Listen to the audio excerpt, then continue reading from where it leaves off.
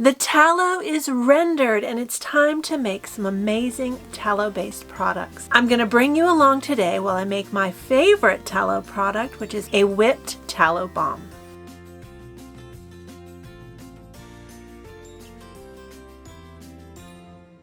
Hey friends, it's Barbara-Sue at Kowalski Mountain and welcome back to our channel. When Philip was butchering our deer this year, he asked me to get a container to put the fat in, and we were going to feed it to the chickens. But when I realized that deer fat transforms into tallow, the chickens did not get hardly any of my deer fat because I wanted it all for myself. Now, if you missed my video where I rendered the tallow, you can see that right up here. Now, in past generations, tallow was commonly used as a cooking fat and also in all skin-based products. And those products are making a comeback as people are choosing to go back to more natural-based products. Now, I changed my moisturizing cream to tallow about a year ago, and I absolutely love it. It smells so good, and it's so good for your skin, and it's extra nourishing.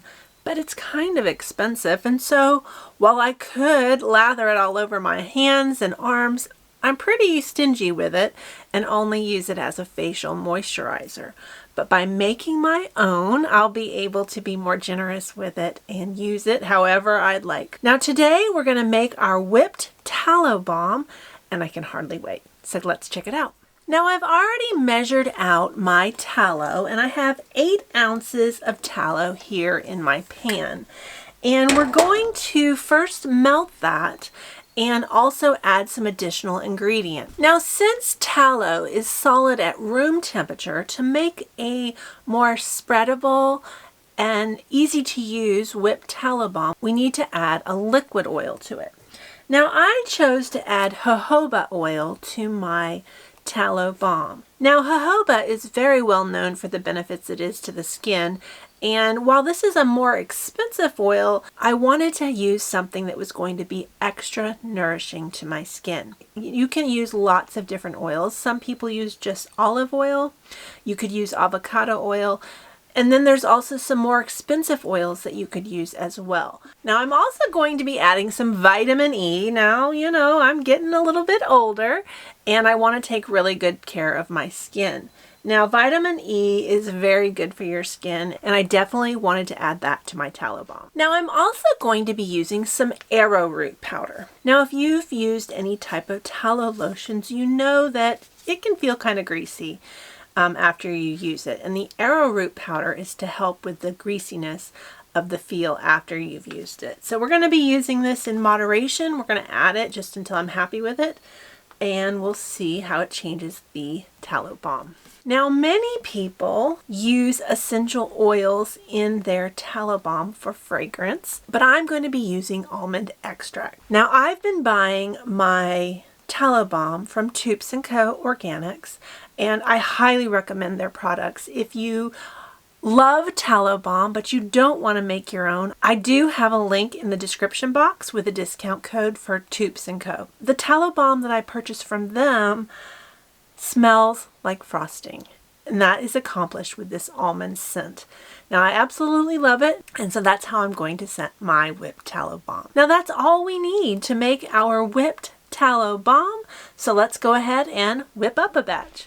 Now to get started, we're going to go ahead and melt the tallow. Now I've created kind of a double boiler here for my tallow.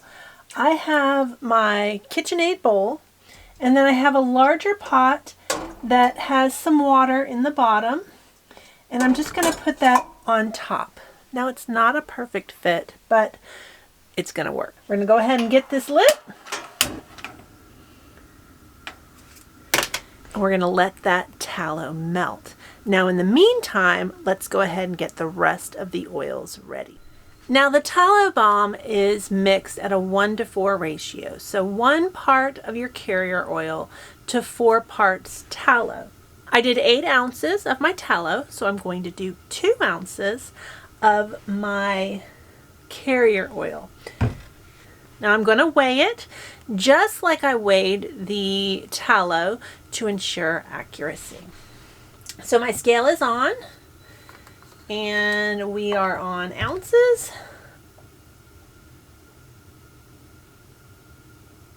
I have 2 ounces of jojoba oil, and I'm just going to put a little bit of this vitamin E in. Not very much. Maybe like a teaspoon or so.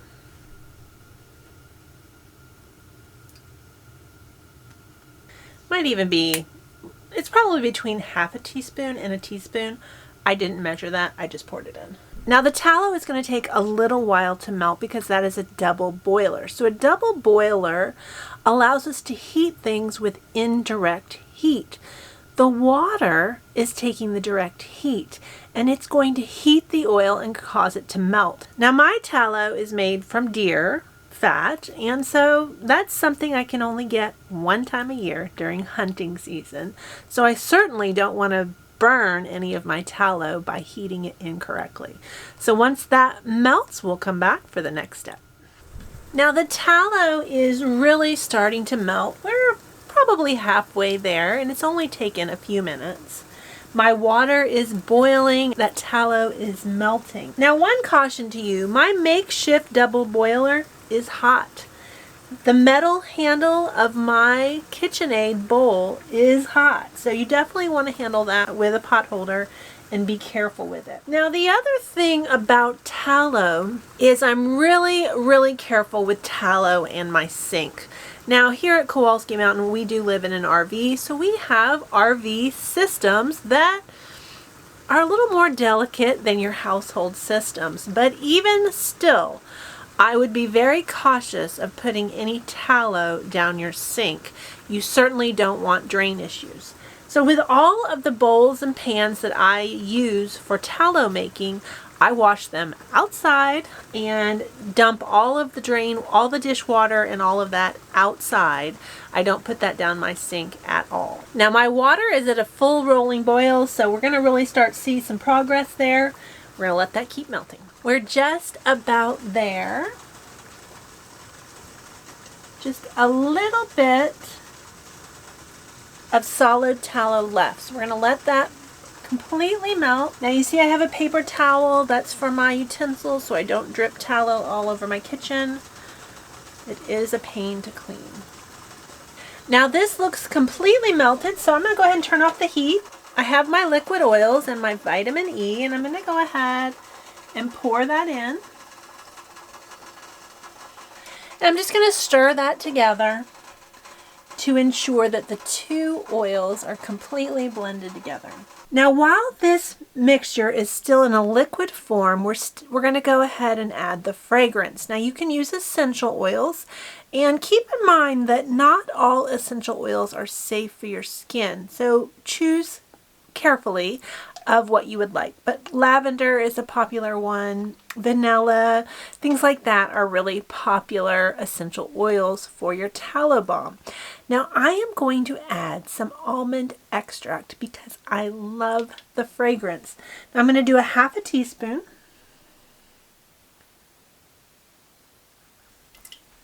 And I'm going to fully incorporate that into my liquid oils so that fragrance completely permeates the tallow balm. Now I will be honest, right now I can still smell the tallow smell. I can definitely smell the almond, but it does have a tallowy smell.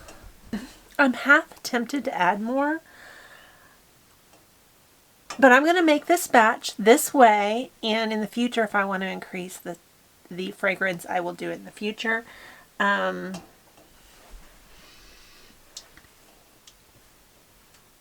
going to see. Now personally I will not let the tallow smell intimidate me from using my tallow balm. Now some people that's a major turnoff, and I will tell you that the Tubes & Co. tallow balm that I purchase has no tallow smell at all.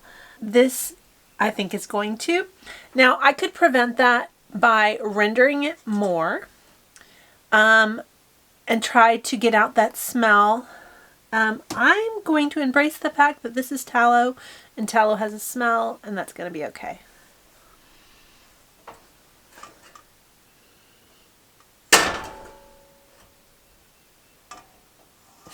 I'm going to add a little more. I know I said I wouldn't, but I'm going to. I'm going to add another half a teaspoon.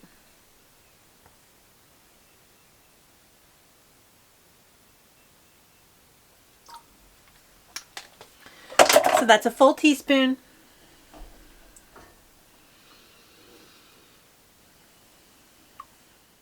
Now when making tallow balm, you have two options. You can keep it in a solid state like this. You can pour it directly into jars and you can use it just the way it is. I like my whipped tallow balm. It's easier to use, it's a softer application, and it's going to be easier to use on an everyday basis. So what we're going to do next is we're going to allow that to cool. We're going to let it come back to room temperature, and you could put it in the refrigerator to speed up that process, but I don't have the refrigerator space to do that. So I'm going to leave it out, I'm going to cover it, and let it come back to temperature, and then we will whip it into some beautiful tallow balm. Now the oils have come to room temperature, and this definitely smells like tallow. I probably could have increased that almond extract even more, but I'm not going to let that disturb me. Now you can buy tallow to use to do this, and I'm in some tallow groups, and some of them say the tallow they buy smells like tallow and some don't. Now I could have rendered this more for a cleaner tallow. It's not that important to me to continue to do it. I don't believe that this is going to transfer to my skin. I guess we'll find out. All right, so let's go ahead and whip this up. Now for whipping this, I have brought out my old KitchenAid because it will be a lot easier to clean.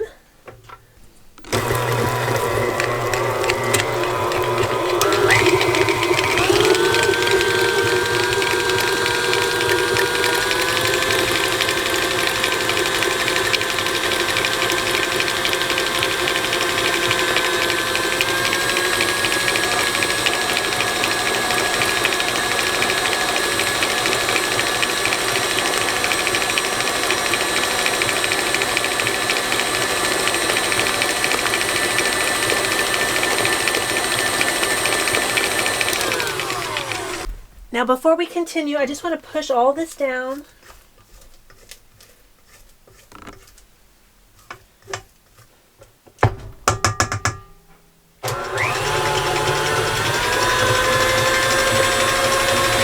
Now we're going to add the arrowroot powder to help with some of this greasiness.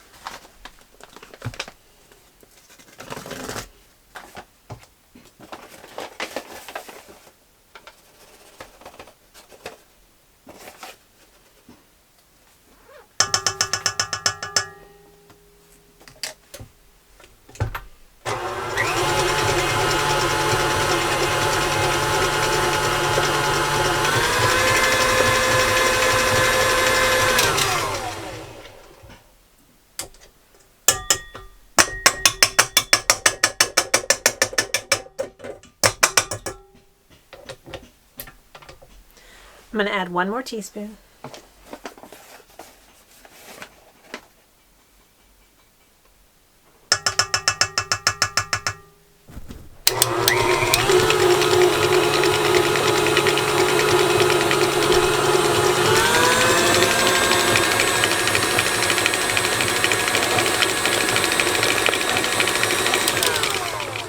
This is so smooth.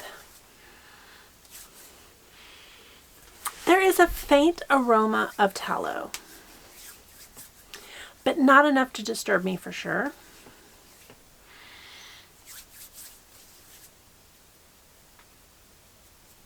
See if it bothers me under my nose.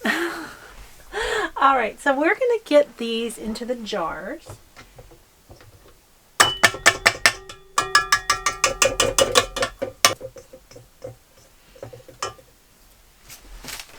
Now to make this easier to put into the jars, I'm going to use a Ziploc.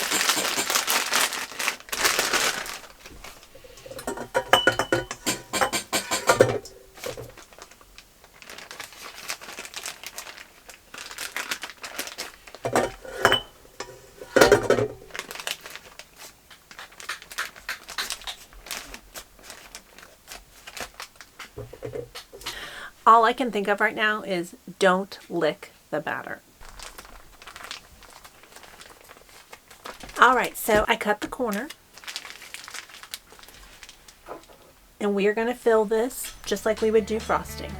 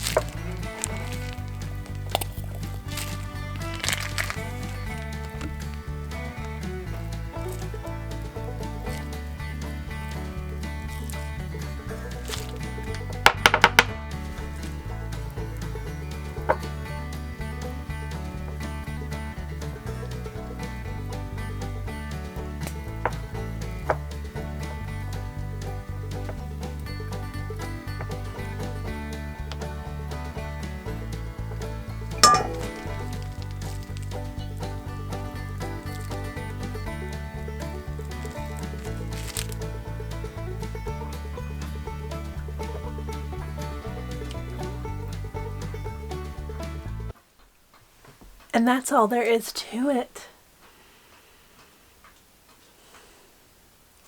Friends, this was so simple. The tallow smell is dissipating. I'm not smelling it on my hands. So that makes me feel good about it. But this is such a savings to me. Let me break it down for you. The jars I had on hand and the tallow was free. Now I did spend time and energy rendering it, but we're still going to count that as free. Now the vitamin E oil cost me $6.98 for the entire bottle, but I only used about a teaspoon of that. So the total cost for the vitamin E oil in my tallow balm was 29 cents. The jojoba oil cost me $19.99, and that was for a 16-ounce bottle, and I only used 2 ounces.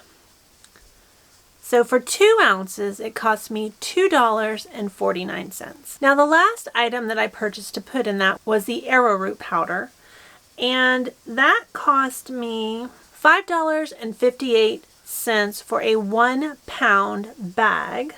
And when I break it down to 96 teaspoons per bag, and I used 2, it cost me 12 cents to do the arrowroot powder. Now I did use the almond extract, which I used 2 teaspoons of that. I actually had that in my cupboard, so I don't have an estimate for that. But let me look at our totals so far. So I'm up to a total of $2.90 to make my tallow balm using my own home rendered tallow. And I got 2, these are not completely full, but 2 4-ounce jars. So 8 ounces of tallow balm. Friends, I am super happy with that savings. And even if it smells a little tallowy, it's going to save me a fortune in skincare products. So I can handle it. Well, friends, I hope you've enjoyed this video and seeing how simple it is to make tallow balm. And even if you don't have access to your own rendered tallow, you can purchase tallow and still have a significant savings on your tallow balm. It's definitely worth the time and effort to make this happen. Now I'm most excited that I can use this whenever I want to, and I don't have to feel stingy with it. I'm definitely going to increase the almond extract because it does not smell strong enough. Now I don't smell any tallow on my hands. At this point, I did that, I don't know, 10 or 15 minutes ago, and I don't smell any tallow on my skin. So this is a complete win for me. I'm super excited about this project, and I hope you'll give it a try. As always, friends, we really appreciate you watching our videos, especially to the very end. Thank you so much for being a part of the Kowalski Mountain family. If you haven't hit that subscribe button yet, hit that button. We'd love you to be a part of our channel. Thanks so much for watching. We'll see you next time.